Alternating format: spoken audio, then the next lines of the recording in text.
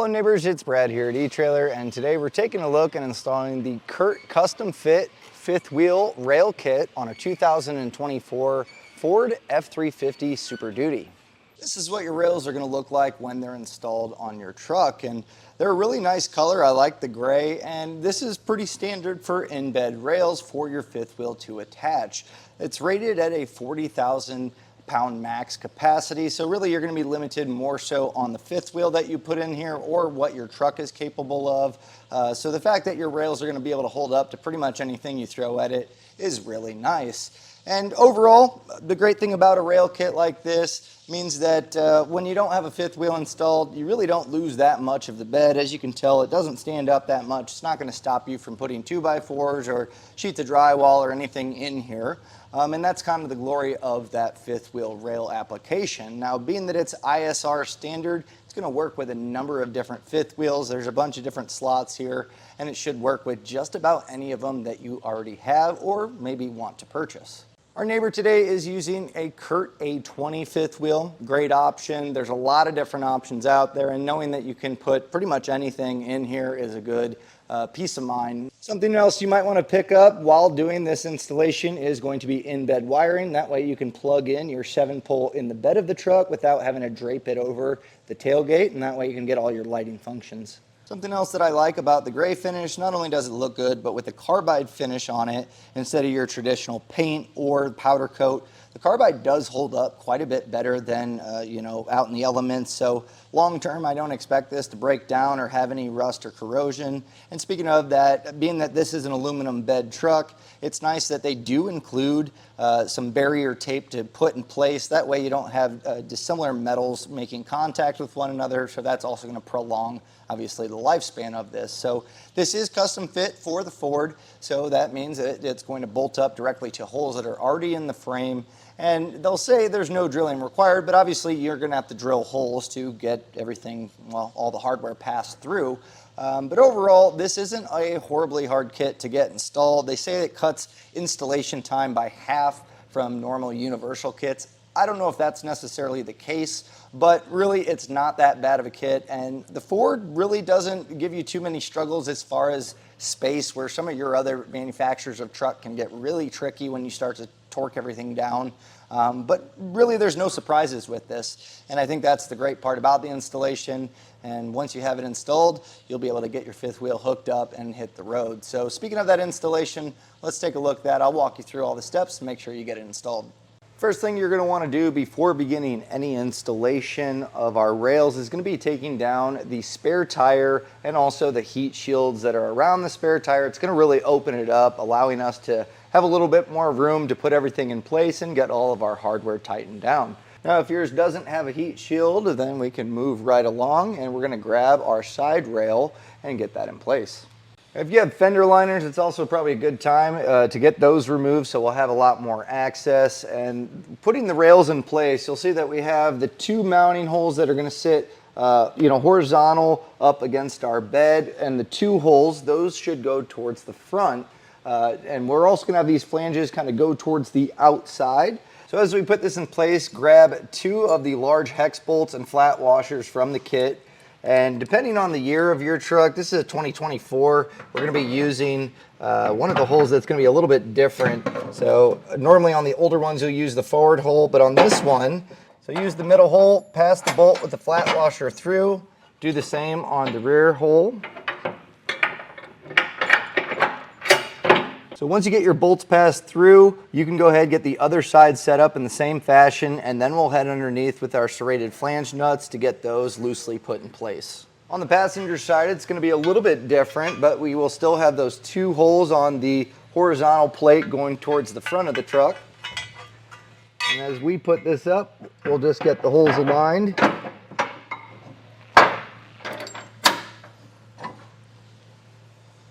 We don't need to completely tighten this, just by hand. We want to make sure that it's secure against the frame. So go ahead and get all of those serrated flange nuts on the 4 bolts you pass through.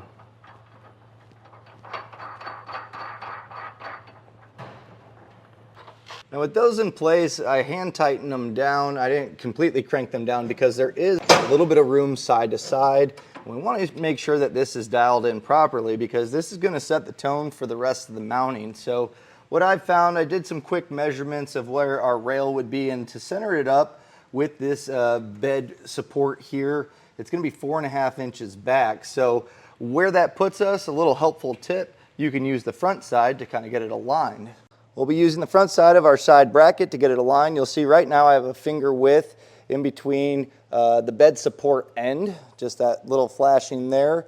So I'm going to move this forward to where that is pushed up against there, and that's going to be something that we'll use as our reference on both sides. Now, when we're going to be putting a center punch in the back hole to start drilling out, just make sure when you are doing that to push the rail up against that portion. If you want, you can snug these down, but just push up on the rail so it's a direct shot. So with our rails put in position, I'm going to push up, and with the center punch, mark the center location. Now, I understand that using the center punch is a good way to see where it's going to align up, and that's really what we're trying to do. But this is a brand new truck, and even with our hole punches, I wasn't really able to see the dimple that it created. Also, if you have a spray and liner, or if you've used your bed at all and there's dimples or pits here and there, it's going to be next to impossible to really determine exactly where it's at. So I am going to use a small drill bit to create a small pilot hole where we used our center punch, and that's going to give us that visual cue to get our rail aligned. Now with those pilot holes drilled, now is a good time to grab our rear rail. They're going to be the same, but we'll put this in place. Make sure that it should be on these outside holes. Now, obviously those holes are slotted, and even with the center punch, sometimes you can be a little bit off. But to make sure that everything's squared up properly, what we're going to do is measure from the end of the bed and then to the end of the rail. That way it's going to be even, and then we're also going to check the side. I found that just measuring from the end, we're coming right at 29 3/4 on ours. Now yours may be different depending on your bed length, but just making sure that it's even across the board. And I'm using a chalk marker. This makes marks, but they come off instead of using a paint marker. It's a little bit cleaner. But making sure those holes are pretty well aligned is going to be the first step. The second thing we want to do is measure side to side. So same thing, just using the wheel well as a reference. I got 3 3/4 on this side, and on this one it's about 3 7/8. So I'm going to bump this over, get those evened out. And having those reference marks that I made with the paint marker also helps just kind of keep this aligned. And once we're really happy with it, I like to box off the ends with this. That way when it does shift or when we move this, we know exactly where we want to get it back to. Another quick reference would also be using the center hole in the rail. Just make sure it should be in this dropped portion of the corrugation, pretty well centered up. So again, once you have everything aligned, this is when I like to box this all out, make sure everything's good. So I'll mark just kind of the outside edges across the length here, just so we can get that aligned back later. Now, once I'm happy with all of that, what I'm going to do is mark out the rear center hole here. And then we're also going to mark row 2, as they call it, which is going to be towards the cab. And we're going to be using the same outside holes. They say to check for the bed support to make sure it's aligned. So those bed bolts that are below this rail, it sits in the middle, and the bed support's pretty wide. So this puts us in a good spot. So I'll mark these out on both sides as well. Now with those marked out, we can move our rail. And we're going to just put small 1/8 inch pilot holes through the remaining marks that we made.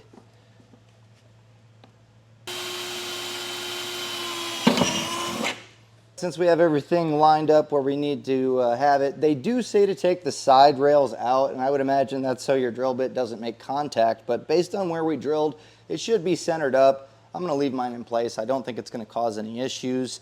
And we're just going to go back to each of these holes and enlarge them with a 9/16 drill bit. And something I'd recommend is grab one of the carriage bolts from the kit to have handy, and that way when you drill it, you can make sure that that passes through nice and cleanly, and then we'll come back, get some of these burrs knocked down, and clean it up.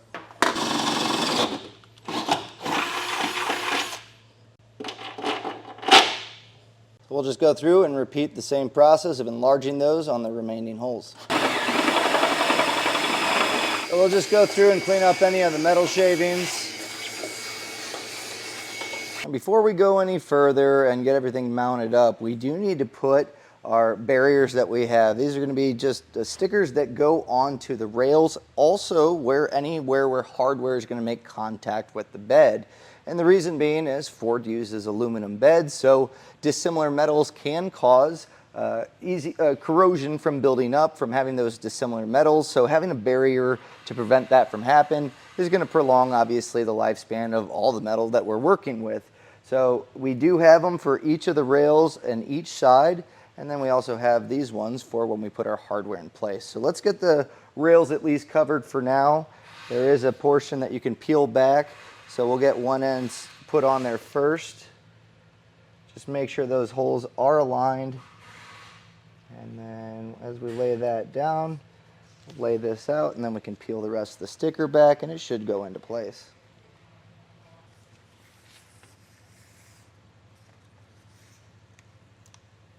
Now we're going to focus on row 1, so those furthest back holes, and as I mentioned, we have these decals as well, so we don't want any of that metal to touch our aluminum, so we'll just take these and get those pretty well aligned with the hole, and then just put those on nice and clean. And do the same thing for the outside too. And I'm going to also just go ahead and do those on the remaining holes, because we know we need to put these in place, so might as well get them all knocked out.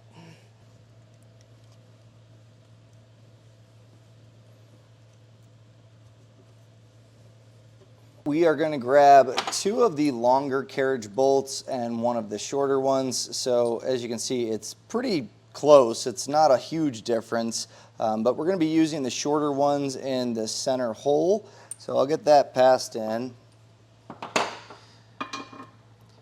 And you'll see that since this is in the middle of that bed corrugation, there's a gap here, and we want to make sure as we tighten it's not going to crunch the bed. And the same thing goes for underneath as we tighten things. So anywhere, whether you have a gap up top or a gap below, we're going to be putting spacers in place to account for that. So we have a thick spacer. We're going to slide one of those in place, and then a thin spacer. It should fit both of those in there. And again, this is just to close up that gap as we tighten it down. So just make sure it's seated properly. It should sit in that corrugation pretty evenly here. And then just make sure your carriage bolt is pressed down. And then on the outside ones, we're going to be taking the larger carriage bolts, and then we'll drop those into place. Underneath the truck, if you haven't taken your side rails off, go ahead and do that, because we are going to want to put, again, these barriers on the bolts that we've passed down. So on our center one, I've just kind of threaded it onto that section. You can then peel this off, and that'll create the barrier against the aluminum. And on our center bolt here, pretty easy. We're just going to take the spacer that's a rectangle like this with the circular hole, and you can set it however you want, but we'll take our serrated flange nut and we'll get that threaded on.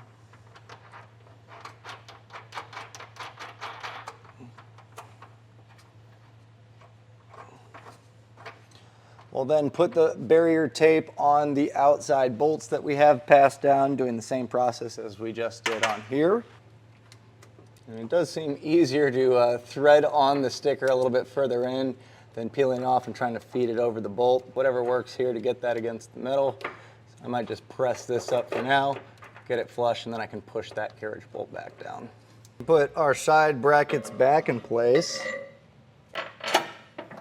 And just like we did up top, we want to make sure that as we tighten down our hardware, that our bolts aren't going to crush the bed against the bracket. So we have the combination of spacers just as we had before. So we're going to slide this in place and just make sure it seats in the pocket of the corrugation. So you can slide those in and just line them up to where they sit in this groove. And then with those in place, we'll then take our spacer block that we have that's a rectangle with the square hole. We'll thread that or place that on the bottom of the bracket, and then we're going to finish it up with a serrated flange nut. So we'll repeat the same process on the other side. For the more forward holes that we drilled out, we're going to take the hex bolt and a split washer and then drop those down. And these are going to go into the bed support. And this might be something, if you have an extra set of hands that can stay in the bed, I'll show you why once we get down there, because we'll be tightening these into handle nuts, and it's nice to have someone that might be up here to be able to twist that to get it started. The bolt going into that channel, we're going to need to feed up our spacer as well as the handle nut, and that's where having that extra person in the bed up top to thread that in is going to help us out quite a bit. Because this is going to make contact with aluminum, instead of trying to feed this up on the thread, I think what I'm going to do is put this on the block, and that way when we feed it on and tighten it down, it should be pressed against that metal. So I think this is the easiest way. I'll get this lined up in place, and then with my extra set of hands, I'll have them thread that in so we can get this started.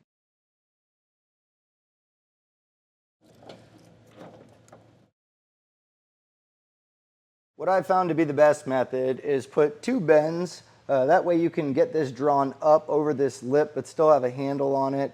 And I taped the block around the handle nut, and that way it's all one piece, just to line up the holes. And then just make sure it's, obviously you got a cut through that tape there. And from there, I had my assistant just tighten up from the top side. And once it got started, that's good to go. So at this point, we have all of our hardware loosely in place. And at this point, we're going to want to grab our fifth wheel base and our other rail so we can determine exactly where that needs to go. So we have our base, and I dropped that into our rear rail. And now I'm going to just raise this up and then take our front rail. You should already have those galvanized stickers on there. And then we're going to get this aligned to where we can drop those in.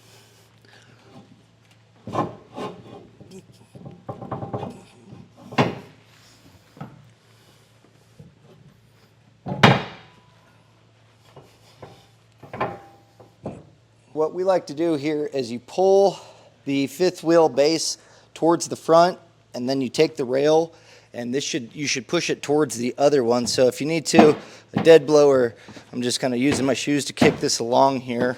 But the main thing is you know, this is going to make sure that it's going to be a tight fit. A lot of times when you go to drop these in, it's going to work itself with the powder coat to where it drops in nice and easy, but this is going to settle it up nice. Now is also a good time to measure side to side, so go ahead and do that and make sure it's centered up. We're going to be marking out the hole towards the front of the truck in the center, and then be doing the outside holes. And then from here, it's going to be just drilling out those pilot holes, and then we can take the base off, move our rails, and then enlarge them just as we did before. It should be pretty much the same as we did on our rear rail. The hardware is going to be slightly different as there is no handle nuts to have to put in the bed frame. So if I come up with anything different than what we saw before, I'll let you know.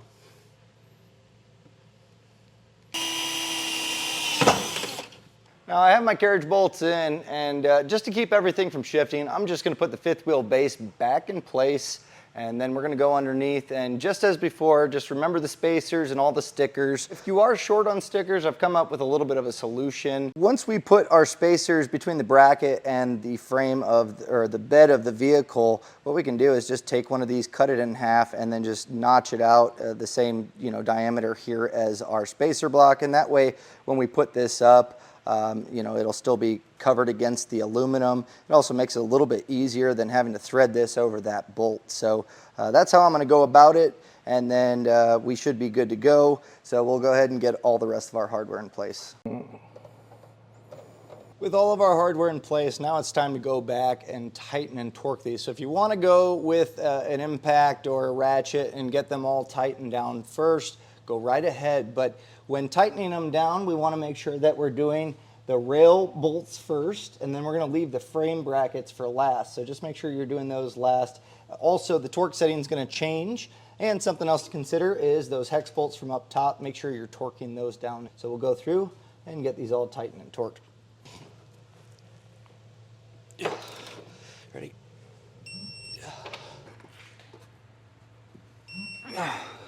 Now for the horizontal frame bolts, I do recommend putting a 15/16 wrench on the head of the bolt and then use a 15/16 socket to get this torqued down. Now it is a higher torque setting, so just make sure you're adjusting accordingly.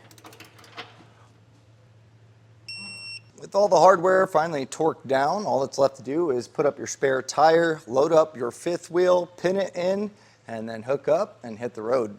And that was a look at installation of the Curt fifth wheel rails on a 2024 Ford F350 Super Duty.